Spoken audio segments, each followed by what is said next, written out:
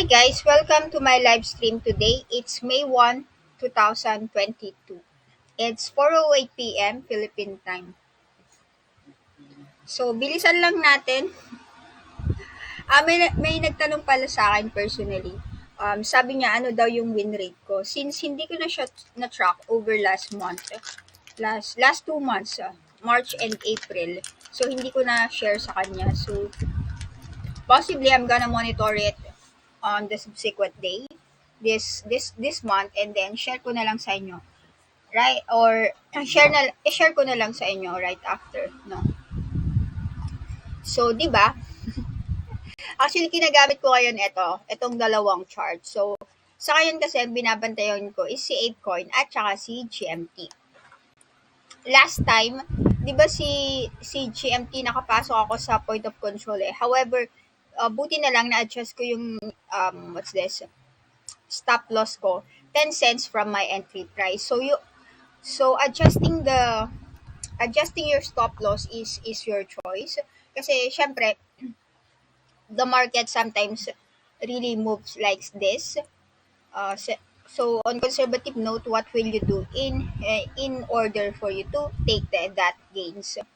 Kasi 'di ba lalo na pag I think nadan ako sa 23.55 eh. And then after nun is yung isa kasi dalawang sub account ang ginamit ko dito sa ApeCoin. Yung isa na done lang siya 10 cents from my entry price. And then kanina kasi wait lang ah. Nilagay ko sa ano ko sa journal ko kanina. Hindi si kalalagay ko lang. Actually nag-re-enter na ako kanina sa ApeCoin at 18.79. Tapos yung stop loss ko at 17.67, which is nandun sa journal ko. However, na-stop out siya and then nag-relong na lang ulit ako. Nag-comment na lang ako sa mismong sa mismong na-share ko na chart.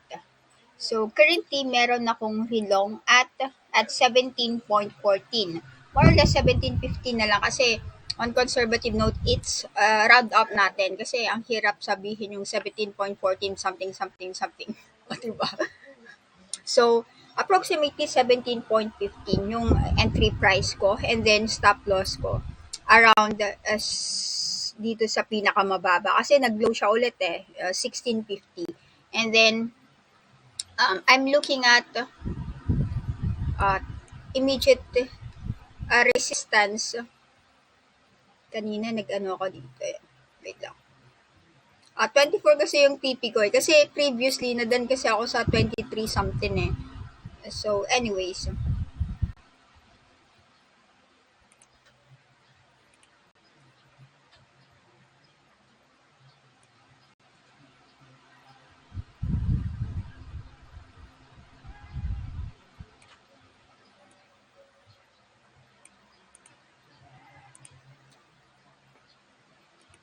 dalawa yung ginamit kong sub-account. Yung isa, 21. Yung isa kasi is 24, which is a breakout from this current downtrend. So far, yun lang masishare ko. And if you look at the 1 hour time frame, it's actually, sa hidden bullish divergence, kita nyo naman is nag-hold siya. And I think with this one, I think it might gonna hold. Anyway, let's see. Kasi 'di ba, medyo umakyat naman na siya. Though there's a slight gap between the to each support area, no? Support trend. But anyway, it's already going up, so I think it might continue. So, yeah, I forgot to adjust it pala 10 cents from my entry price. But I think it might gonna continue to retest the previous or the immediate resistance, which at 21. Breakout to that is the $24, close to 24 because I think at some point hindi siya hindi siya nag 24 23.99 lang kasi nadan pa ako sa 23.55 So I think close to 24 or on conservative note we'll use this one 23.59 na lang as our next resistance. And then syempre after nun is ultimately the all-time high. All-time high ba 'to? Or the 27.49? I think 27.49 is the high. So anyway, let's see. Um, I think yesterday I also did share that. Oh, you can you hear me? Yeah, yeah. It's actually the mic is on. The mic is on. Kaya doon, nung last time kasi the mic is on pero hindi nila ako naririnig. Anyway, ano na yung sinasabi ko? Nag-ano kasi siya eh, flinip niya yung Ethereum, naging top 2 siya sa perpetual contracts. And then, flinip din niya yung BTC. I think mga around anong time yun? I think I shared that one. 10 a.m. no? 10 a.m. This ba? Yeah, today lang, 10 a.m. Flinip niya yung BTC. Hindi ko kasi napansin kung anong talagang oras eh. Or kasi anong oras din na kasi ako what's this? Nagising. So, yun. So, akalain mo, ang lakas niyan, di ba? Kaya, kiniscalp ko siya actually, si Ape Coin. So, anyway, let's see na lang. Nakapag-TP ako on that scalp eh. Pa. 15 minutes time frame, kaya nakalagay yung 15 minutes dyan. So, anyway, let's see. Yeah, just ingat-ingat na lang. It's because it's still within the downtrend. It might bounce. However, as long as it will not at this does not if it does not break this current downtrend, of course, the majority or what's this the major trend will still be to trend within this downtrend area. So wait out for another breakout. So I think on conservative note, let's have a TP before the or this resistance area, no? The resistance within the downtrend. So you can just set an alert on that because it might change depending on where that candle will retest this resistance area. Diba? Mag-set na lang kayo ng alert. Kanina pala, I think yeah, ini-scalp ko kasi siya kaya si ApeCoin lang ang nag-alert. Anyway, me just remove everything. Baka mamaya kasi mag-alert siya. O, diba? So, actually, ngayon ko lang to nagamit, tong dalawang chart na to. But you can also use other pag madami kang binabantayan. And I think, trinay ko yung tatlo, kaso ang pangit eh, parang hindi ko masyadong magets. So, I think at most 2 lang sa akin. So, yun. So, yun yung si Ape Coin. So, tingnan natin kung makakawala siya dito sa downtrend na to. Kasi di ba nag-breakout siya dun. Anyway, this is a 1 hour time frame. Yeah, nag-end lang pala yung month yesterday. So, let me just check on it. It's just that it's very, yeah, half of the week, half body, and I think the week is also high. The week is also not high. I mean, I think half week and then half body, no? So it's like a neutral one. But anyway, let's try to look at it this month. Actually, ApeCoin have been one of the biggest fiat gains that I have since it started trading last March 17. So from March, April, it's already been 2 months that I've been trading it. So far, so good.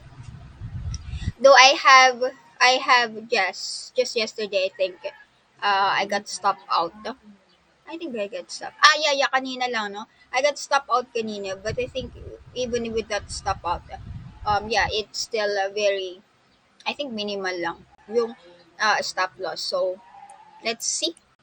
Let's see if this continues this month. And then next is si GMT naman. Diba 6 sub accounts yung nagamit ko dito eh. And then buti na lang is na ano na to? What's this? Na-adjust ko siya 10 cents from my entry price. So, yung pag-adjust ng stop loss area to at least a profitable area na at least decent na din, na decent na din kasi syempre 10 cents times kung ilang contracts yan. Pwede na din yun sa akin, di ba? So, siguro mag-decide na lang din kayo if you really want to adjust the stop loss or the stop loss will just be fixed. Because there are actually, of course, some advantage of there are advantage and disadvantages of what's that of adjusting the stop loss and yeah, just making it constant or just the fix once you already put the order. So, yun lang. Why I am adjusting my stop loss? It's because it's easy to to re-enter the market, right? So, and besides, I don't know what's might gonna happen to the market, 'di ba? Hindi naman lagi is ano na to, is within the expectations that I have. So at least which whatever might happen either way, if I adjust the stop loss, at least I'll still take the gain. Diba? So I think that just it. So dito, so hindi ako nakapag-sure na kasi halos gabi ata to o anong oras to eh. So, yun. Kanina, winawatch ko lang kasi kanina. And then, yeah, nung, kasi nagko-consolidate na siya dito eh. And it's still already trading above the developing point of control. So, I think 3.47 yung point of control niya ngayon so far.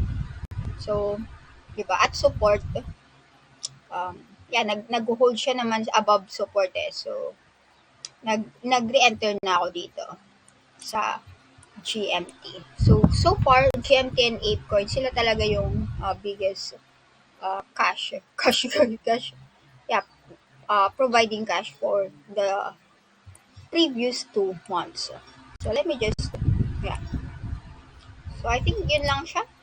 And I hope it might continue, retest. Siyempre, on conservative note, I'm looking at this previous one, which is around $4. Kasi nakapag-ano pa ako nakapag-TP pa ako sa $4 eh. $4 breakout to 4 point. Meron pa siya 4.14, di ba? Yun. Kasi, ayun no, hindi siya nagano kasi, hindi siya nagtuloy-tuloy. So, di ba? 4.14, tapos ito, I don't know what's this. I think 4.06 to eh. This one is 4.06. O, di ba? Tignan mo naman. Hindi niya na kasi nag-breakout yan eh. Kaya yun, tumuloy-tuloy na siya, low, low, low, high. So, yun lang. So, I think you could also add this one. No? Conservative note, let's get this one. Let's get the 4.06. So, that supposedly the TP is within this area, around 4. Yeah, previously kasi nakapag-TP ako sa 4 eh. So, yun. So, immediate TP or the resistance I'm looking at is 4. And then 4.4, 4.06, 4.14, and 4.18. Kung talagang ano But I think eventually it might even go higher or might create a new all-time high in my opinion. Kasi, di ba, the trend is still up within that uptrend area. Comparing it to, di ba, there's a quite difference between, wait, what happened? Sorry. Dalawa. Medyo naguluhan ba kayo? Kasi monthly nga pala yun.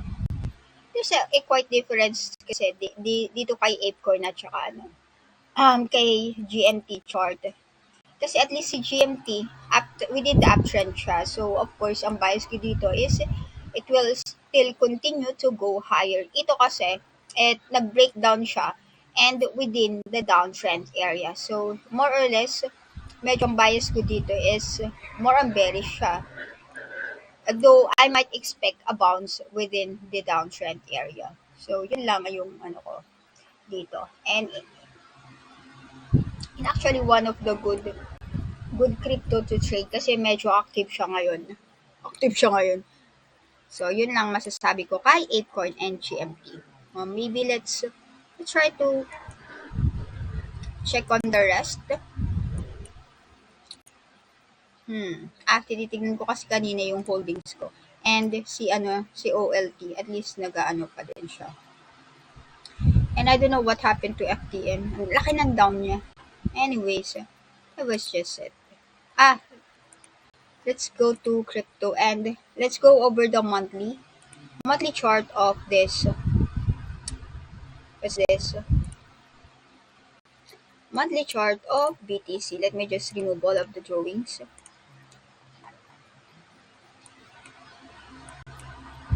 Yeah, diba? Whoa, it's actually very bare, very bare. Ah, yeah. Wait, let me just share the what's this? The spreadsheet that I have. Oh, I don't know. How can I wait? Hmm. Meron kasi akong ano eh, BTC shit eh. Though, let me just capture that.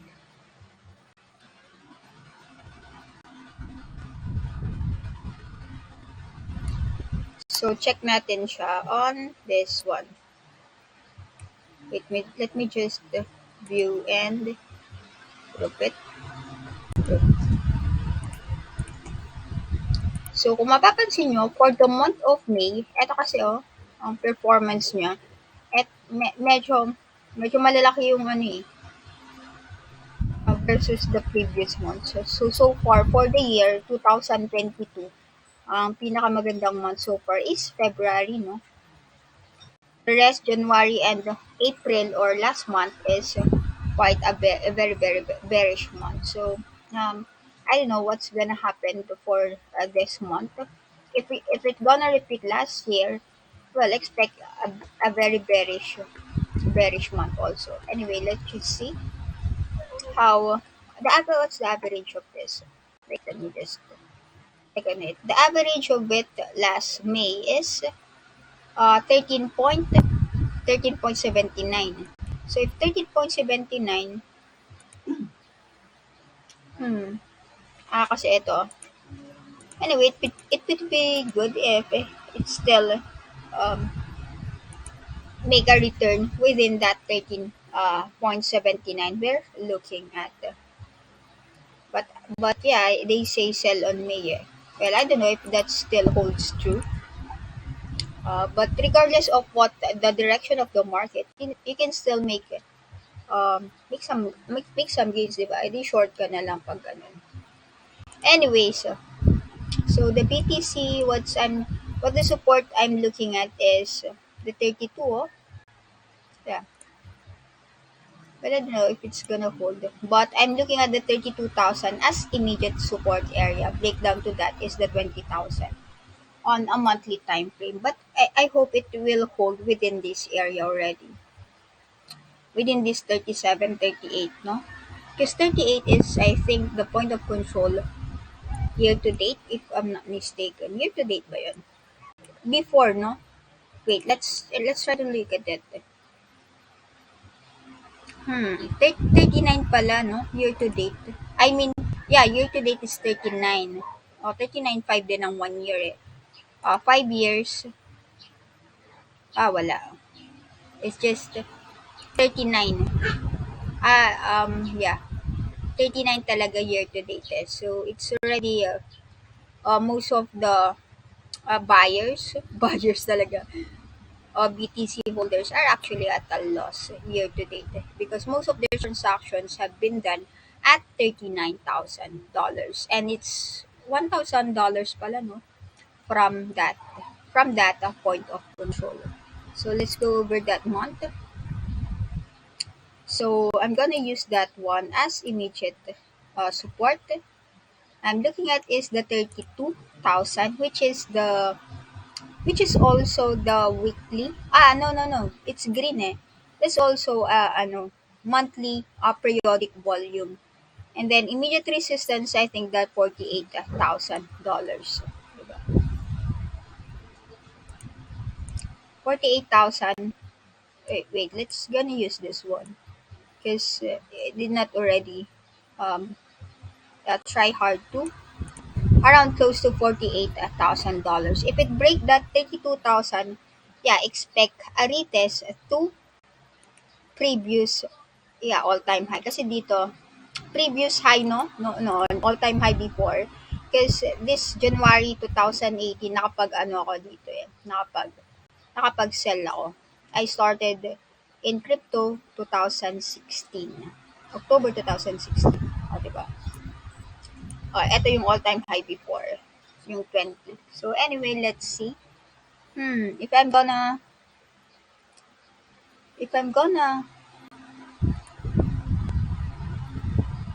yeah, if I'm gonna measure it, I think I'd rather not trade the BTC, but I'm gonna watch it because it might affect the altcoins also. So that is it. Yeah, because I measure it if I'll go short from here. Maybe anyway I can use the immediate resistance. No, I think it's still be profitable if ever. No, if I'm gonna go short. Well, I don't know, but yeah, I think I'll not watch it. I mean, I'll just not. I will not trade it. I'll just watch it. BTC at the moment. Yeah, because previously it net trades for my BTC is actually a net loss. So what I think I'm making good in altcoins so far. So I think I'll just stick to it.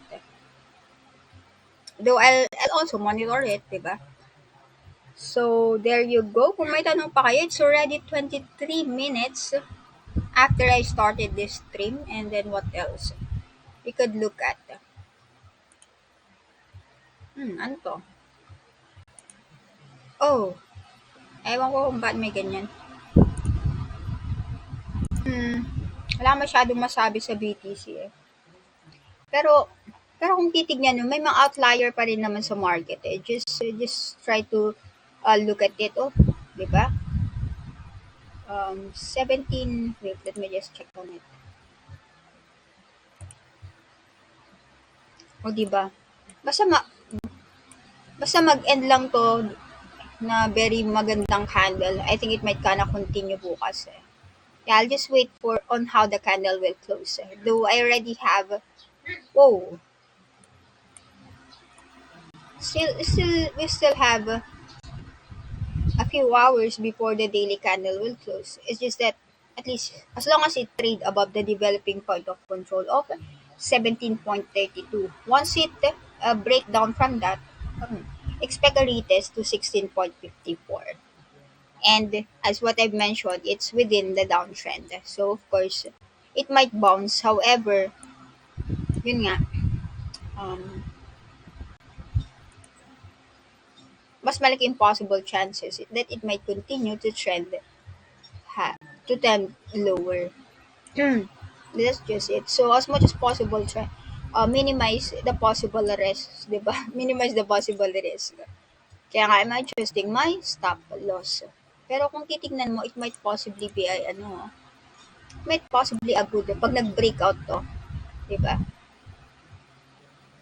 I think it might possibly be preparing for a new high, di ba? Basta mag-breakout lang dito. So I think you can also set an alert on divergence indicator or RSI if RSI is the one that you use. But normally I do use divergence indicator and the volume profile as my indicators. So anyway, watch ko na lang muna. Oy, si GMT so far so good ba? Konti lang, but at least medyo nag-ano kasi siya eh, nag-consolidate siya near the support or it trades above that support area. Though meron siyang wick na konti. So, yun lang masasabi ko. Ano pa ba? Uy, IMX oh. I don't know what happened to IMX. So, isang tinitignan ko kasi ito si mobile. Wait, let's try to look at it on a daily time frame. Ang laki din ng ano niya. Oh. It went so, what's this? April 29. Malaki ng ano niya. But I think it's worth watching this one because previously, no, it's one of the volatile altcoins I've observed. Though I did not trade it, but anyway, I might observe it over this month. I mean this month, and if there's a good opportunity, then why not, diba? Let me just check on it. Possible. It's actually consolidating at that area, and this is a doji. So, though we still have 26 minutes before it closes now, so I might possibly, yeah. Let me just try to check on it. Of course, I'm gonna trade it after it hit that point of control, which is for developing point of control of 4.16. Oh, well, unfortunately, not that much profitable. Not unless I'm gonna adjust it even more. The TPs. I haven't traded yet. No? I'm actually trying to look at it.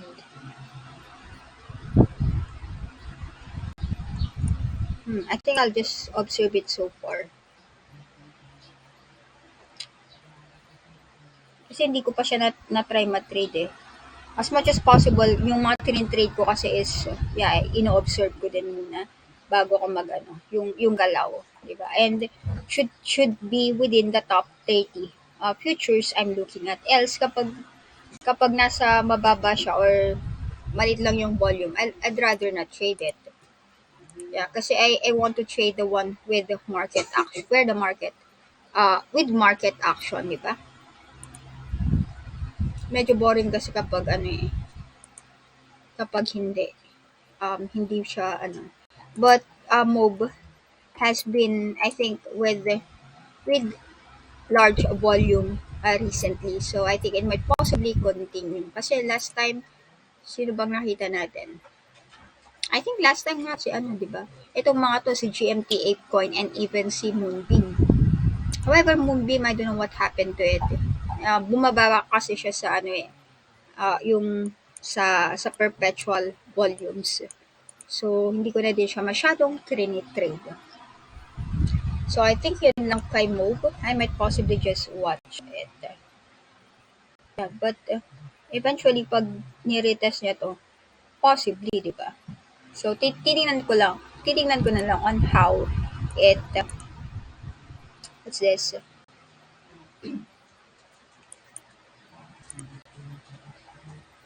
On how it, pero, tingin ko, pwede, oh. Kasi weak lang to eh. Wait, let me just remove all of the juries. Yeah, might possibly, no? Because this is just weak, oh. Itong last two that have been traded. So, yeah, supposedly, yan pala, oh. On a daily time frame. It's just that it's going down the RSI. Wala ka pa kasi masyadong makita. But, let's try to look at the, ano, it's the perpetual kasi. Let's try to look at the, what's this? No, it's not that. Maybe the, um, this one, the, what's this? Nag-ano kasi siya. Divergence indicate, bearish divergence. Alright. On that note, yeah, pwede immediate dito. Baka bumaba pa. I'll try to wait within 4.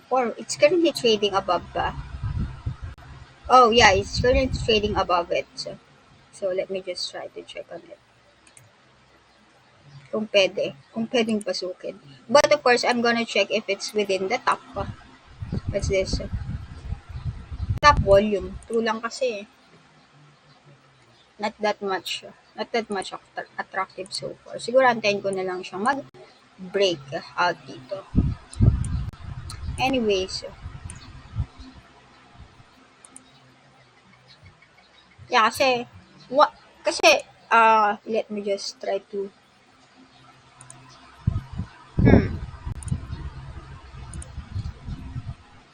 kasi very basic as much as possible within kung nasaan siya, support ba siya or resistance, support or resistance. Syempre kung nasa support, then go long, di ba? If nasa resistance, then go short. Then what indicators are you use to what's this? Yeah, just simple trading strat, no? what indicators are you use for you to go long or buy or go short or to sell? What indicators? Currently, um, long or buy pag nasa support, di ba? Support, long or buy. If at support, long or buy. Long or buy. And then, syempre, pag nasa resistance, short or sell. Sell, short or sell. Short or sell. Indicators currently I'm using divergence indicator and volume profile. Different volume profile. And then, yeah, pag nag-confirm siya, then, yeah, trade. O, di ba? If yes, yes, yes. If it's, kapag na-meet niya, then, what's the risk reward? If it's 3, then, trade it. 3, if yes, um, 3 or more. 3 or more. Ay, sorry. Risk reward 3 or more. Risk reward 3 or more. 3 or more. If yes, then yeah, action. Trading or trading action is of course go long, di ba? If it's meet all everything of it, then here go short. If not, then just neutral, di ba? So ganun lang naman kasimple. But the risk reward, syempre dapat ano na to, medyo magkakaiba kasi tayo, di ba? Medyo simple lang siya. Dati kasi I also use the AMAs but not now. And kung gusto nyo ding i-add yung volume, then you can also add the volume, di ba? Volume profile for depending on what fits you, di ba? Because it might actually change. And then, depende na lang sa on what you plan to use na mga leverage, ganun. But normally, this is just the simple one. So, I think that was it. It's already, I'm already been streaming 34 minutes. So, kung wala na kayong tanong, then I might end this stream. Bye guys and happy trading everyone. Don't have questions.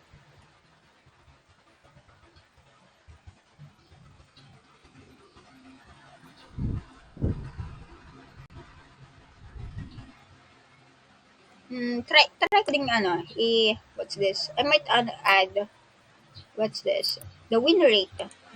Kaso pag, yun nga lang, kasi pag madaming, ano na to, madami kong sabakan na ginamit, baka medyo maborn na ako. Dati ginagawa ko yun eh. What's this? Win rate. Of course, it's the date, position, asset muna. Symbol na lang. Kasi normally, ano lang naman to eh, symbol, then, um, symbol, and then position, entry, SL or adjusted SL, and then TP. So, syempre, kailangan i-define natin what is win. Para sa akin, as long as positive siya, win is equal to positive dollars, no? Positive or greater than zero.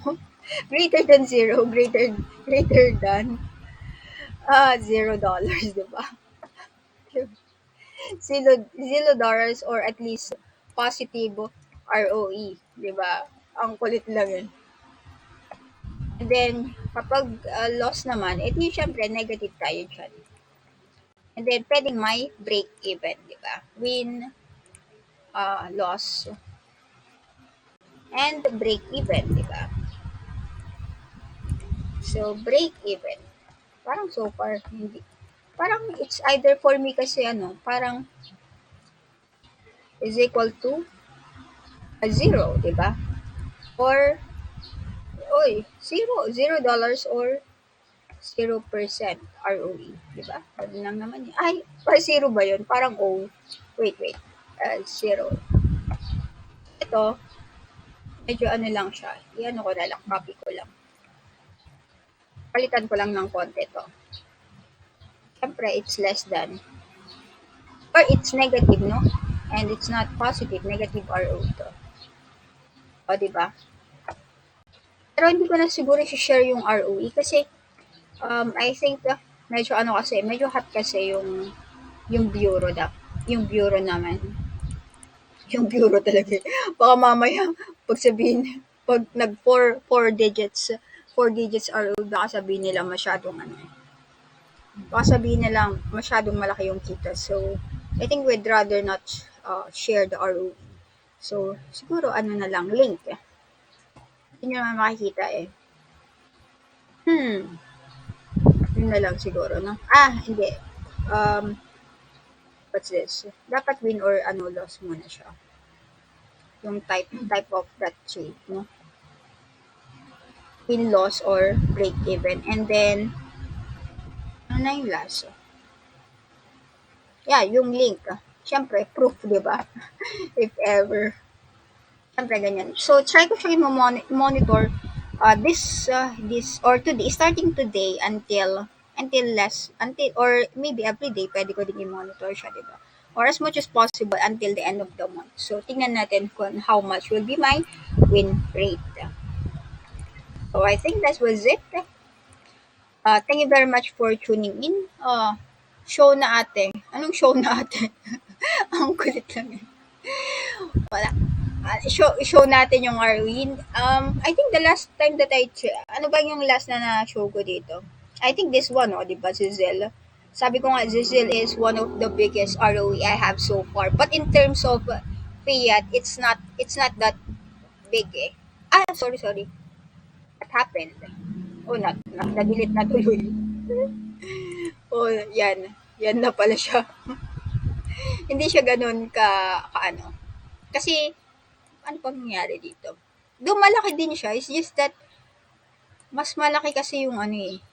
Kasi nga 101 leverage kasi to. Si ano ba to? Si Ape Coin kasi at saka si ano, si Ape Coin at saka si GMT. Times 20 kasi yung ROE niya. Kaya kahit na mga 200 plus mga ganun yung mga ROEs niya, medyo malaki siya. Medyo malaki yung fiat or yung gains in terms of dollars. So, yun. Depende pa din. Kaya nga, ito yung pala in-example ko dati, di ba? Si BTC, it's actually 101 leverage. Pero, kunwari lang to, it's not the actually realized gain. Grabe naman kung $1 over lang. Ang kulit lang eh. So, yun. Yun lang. This is just a hypothetical example. Pero more or less ganun. So, kasi nalugi ako dito kay BTC. It's just that, syempre, hypothetical example lang tong $1. It's actually even more, no? Even dito. So, medyo niliatan ko lang yung amount para hindi masyadong ano naman. So, I think then yun. Kami lang to, don't be shy. Ha ha ha. Ha ha.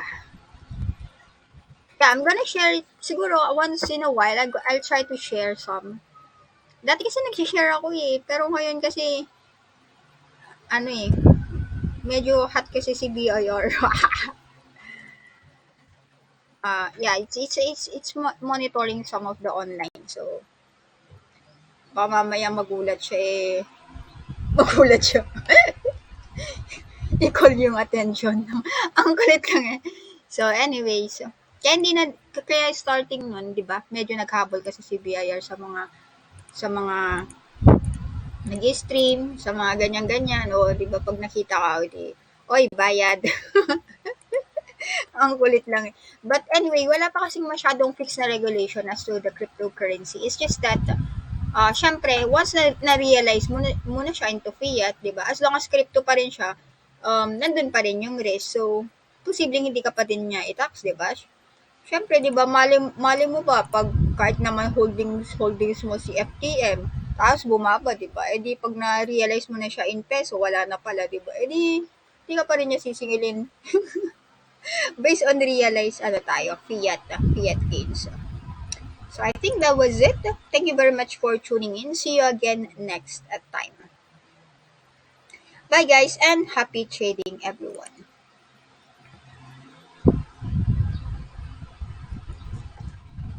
Guys, I'm happy trading everyone. Wala naman masyadong tanong eh. Yeah, you can just feel free to ask kung may tanong kayo. No? Basta so far kahit ganyan yung market, pwede pa rin naman kumita. Di ba? May mga outlier pa din. Whoa.